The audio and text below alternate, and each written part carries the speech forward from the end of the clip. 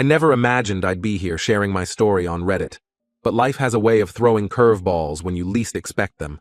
I'm a 35-year-old guy married to Lizzie, 33, for 7 years. We met during our sophomore year in college, both of us computer science majors with big dreams of making it in the tech world. I still remember the day we met. It was in the campus library, both of us cramming for a particularly brutal algorithms exam. Lizzie asked to borrow my notes, and we ended up studying together. One study session turned into many, and before long we were inseparable. We bonded over our shared love of coding, sci-fi movies, and terrible puns. After graduation, we both landed jobs at tech startups in the city and moved in together. Our relationship wasn't perfect, whose is, but we always managed to work through our issues. When Lizzie's mom was diagnosed with cancer 3 years into our relationship, I was there for her every step of the way. I held her hand during hospital visits, made sure she ate when she forgot to, and listened when she needed to vent. When her mom passed away a year later, it was a tough time for both of us, but it brought us closer together. We got married in a small ceremony in Lizzie's hometown, surrounded by friends and family. The first few years of marriage were great. We both advanced in our careers, bought a house in a nice suburban neighborhood, and started talking about having kids. We had our ups and downs, but I always thought we were solid. Then the pandemic hit, and everything changed. At first, quarantine wasn't so bad. We both worked from home, spent more time together, and even picked up new hobbies. I started learning to play guitar, fulfilling a lifelong dream of mine. Lizzie got into baking, filling our house with the smell of fresh bread and cookies. Our neighbor, Ross, 38, would sometimes drop by to chat over the fence or share some of his homegrown vegetables. He was a friendly guy, always ready with a joke or a helping hand. I never thought much of it at the time. As the weeks turned into months, I noticed Lizzie became more distant. She'd spend hours on her phone, always turning the screen away when I came near. When I asked about it, she'd say she was just browsing social media or playing games. I believed her because, well, what else was there to do during lockdown? I tried to keep our relationship strong. I planned date nights at home, cooking her favorite meals and setting up our living room like a fancy restaurant. I even attempted to bake her a birthday cake. It was a disaster, but she laughed and we ate it anyway. Despite my efforts, Lizzie seemed to withdraw more and more. One day, about 4 months into quarantine, I woke up early and noticed Lizzie wasn't in bed. I figured she might be in the kitchen, so I went downstairs. The house was empty. I looked out the window and saw her coming out of Ross's house, still in her pajamas. When she came back, I asked her about it. She said she'd just gone to borrow some sugar for her baking. It seemed odd, but I didn't want to be paranoid, so I let it go. But things kept nagging at me. Lizzie was spending more time on her phone, taking calls in another room, and seemed irritated whenever I tried to spend time with her. I started noticing other things too, like how she'd perk up whenever Ross was outside, or how she'd make excuses to go check the mail multiple times a day. I didn't want to believe it, but the signs were all there. One night, I couldn't sleep and decided to check our phone bill. That's when I saw hundreds of texts and calls between Lizzie and Ross, often late at night or early in the morning. My heart sank. The next day, I confronted Lizzie. She denied everything at first, but when I showed her the phone records, she broke down. She admitted to having an affair with Ross for the past 3 months. She said she felt lonely and trapped during quarantine, and Ross had been there to listen. She swore it was just emotional at first, but eventually became physical. I was devastated. The woman I loved, the person I thought I'd spend my life with, had betrayed me in the worst way possible. And with our neighbor, of all people, someone I'd considered a friend. I thought back to all the times we'd had Ross and his wife over for barbecues, how we'd helped them move in when they first arrived in the neighborhood. It made me feel sick. I told Lizzie I needed time to think and went to stay with my brother. Over the next few weeks, I did a lot of soul searching. I thought about our marriage, the good times we'd had, and whether I could ever trust her again. I remembered how we'd supported each other through tough times, like when I lost my job during the recession a few years back, and Lizzie had been my rock, or when we went through a miscarriage 2 years ago, a painful experience that had brought us closer together. But then I'd think about her sneaking around with Ross, lying to my face day after day. I'd imagine them laughing at me behind my back, and it would make my blood boil. In the end, I realized I couldn't get past it. The trust was broken, and I couldn't see a way to rebuild it. When I returned home, I told Lizzie I wanted a divorce. She begged me to reconsider, saying it was a mistake and she'd do anything to make it right. She brought up all our history together, the plans we'd made for the future. But for me, the trust was broken. I couldn't imagine living next door to the man she'd cheated with, constantly wondering if it was still going on. I moved out and filed for divorce. Lizzie initially refused to sign the papers, insisting we could work it out. She suggested couples therapy, a trial separation, anything to avoid ending our marriage. But when I provided evidence of her infidelity, including the phone records and text messages I'd gathered, she finally agreed. Now, months later, the divorce is almost finalized. I'm living in a small apartment, trying to rebuild my life. Some of our mutual friends have taken sides, with a few suggesting I should have tried harder to save the marriage. They remind me of how Lizzie stood by me during tough times, like when my dad had a heart attack last year and I was a mess. But I don't think I'm the asshole here. I didn't break our vows or betray our trust. I'm just trying to move on with my life. It's not easy. There are days when I miss the life we had, the future we'd planned. We'd talked about having kids, buying a vacation home, growing old together. Now all of that is gone. Sometimes I lie awake at night, wondering if I'm making a mistake. But then I remember the betrayal, the lies, and I know I'm doing the right thing for me. So, Reddit, AITA for divorcing my wife after discovering her affair during quarantine. Update 1. It's been a few months since my original post, and a lot has happened. First, I want to thank everyone for their support and advice. It really helped me during a difficult time. The divorce is now final. It wasn't easy, but I'm glad it's over. Lizzie tried to contest it at first, claiming that the affair was a one-time mistake brought on by the stress of quarantine. But when I presented the evidence, months of text messages, late-night calls, and even security camera footage of her entering and leaving Ross's house, she finally gave up. One thing I didn't mention in my original post was how this affected our wider circle of friends and family. When the news of Lizzie's affair got out, it was like a bomb went off in our social circle. Some friends took her side, saying that quarantine was hard on everyone, and I should be more understanding.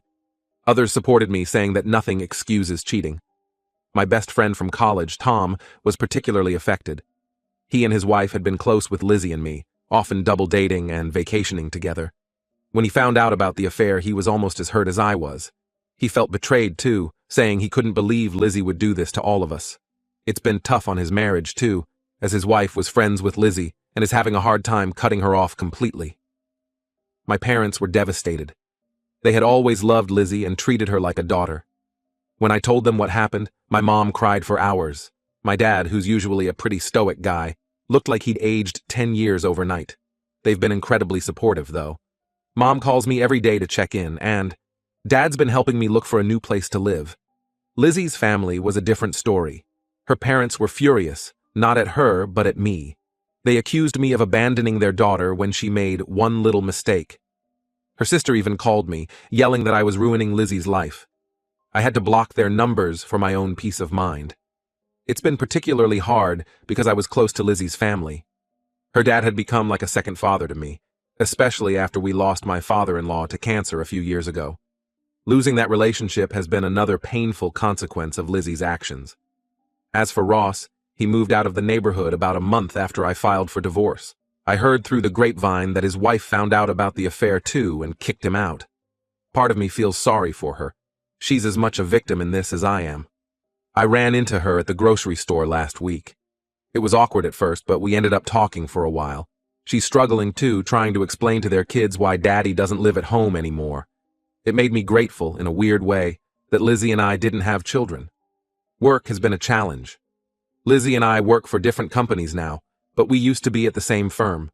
When word got around about why we were divorcing, it made things awkward. Some co-workers avoided me like I had the plague, while others wanted all the gossip. I ended up switching departments to get away from it all. It's been tough starting over in a new team, especially with everything else going on, but it's better than the constant reminders of my failed marriage. On a personal level, I'm doing okay. Some days are better than others. I've started seeing a therapist to work through my trust issues. It's hard to imagine being in another relationship right now. The thought of opening up to someone, being vulnerable again, is terrifying. But I'm taking it one day at a time. I've also reconnected with some old friends I'd lost touch with during my marriage. It's been great to have their support.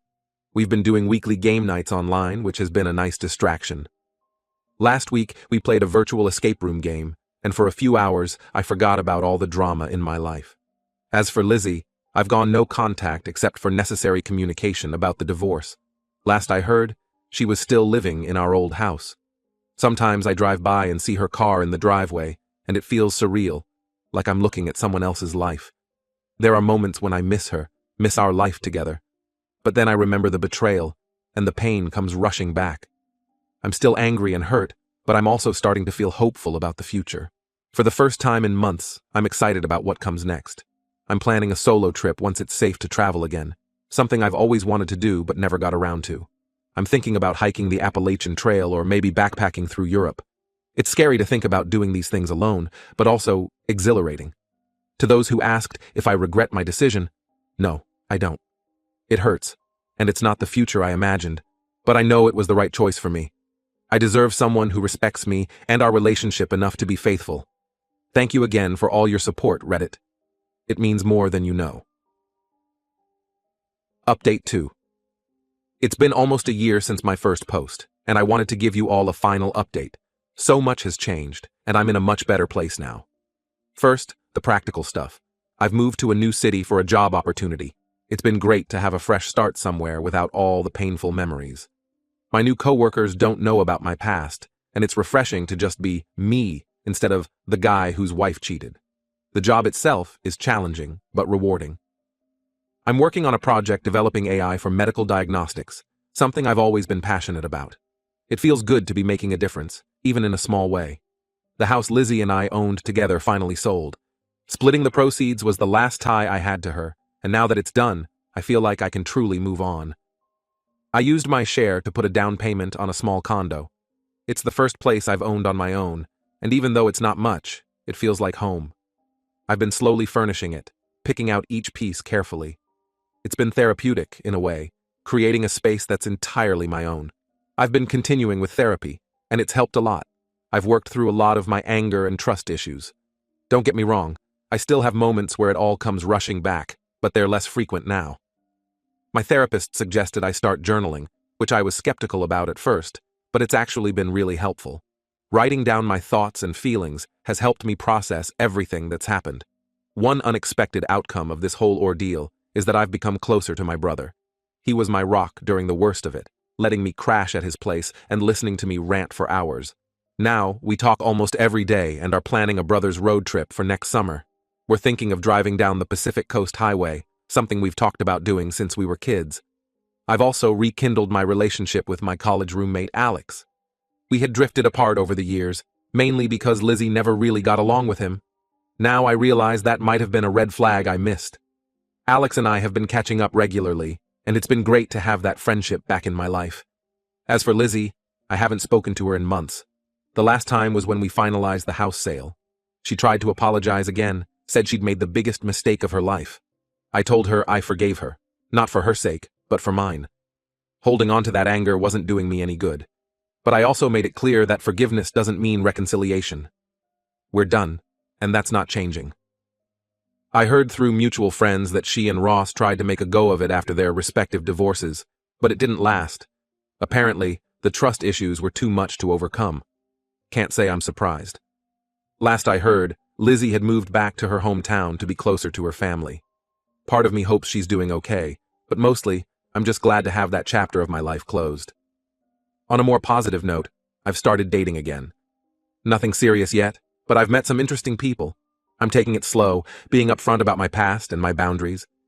It's scary, but also exciting to feel those butterflies again. There's one woman, Ellie, who I've been seeing for a few weeks now. She's kind, funny, and understands my need to take things slow. We'll see where it goes, but for the first time in a long time, I'm feeling optimistic about the possibility of a relationship. I've also been focusing on personal growth. I finally finished that online guitar course I started during quarantine, and I've even written a few of my own songs. They're not great, but it's a good outlet for my emotions. I've also taken up rock climbing at a local gym. It's challenging and a great way to clear my head. My advice to anyone going through something similar: it gets better. It might not feel like it now, but you will get through this. Surround yourself with people who support you. Don't be afraid to seek professional help, and most importantly, be kind to yourself. There were days when I could barely get out of bed, when the pain and betrayal felt overwhelming. But little by little, it got easier. Looking back, I don't regret my decision to end my marriage. Was it painful? Absolutely. There are still moments when I miss the life we had, the future we'd planned. But it also taught me a lot about myself, about resilience, and about what I really want in a partner and in life. To everyone who supported me through this journey, thank you. Your kind words and advice helped more than you know.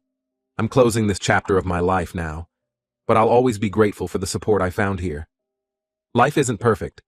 There are still tough days, still moments when the pain catches me off guard. But overall, I'm hopeful. I'm learning to trust again, to open myself up to new experiences and relationships. I don't know what the future holds, but for the first time in a long time, I'm excited to find out. Here's to new beginnings and better days ahead.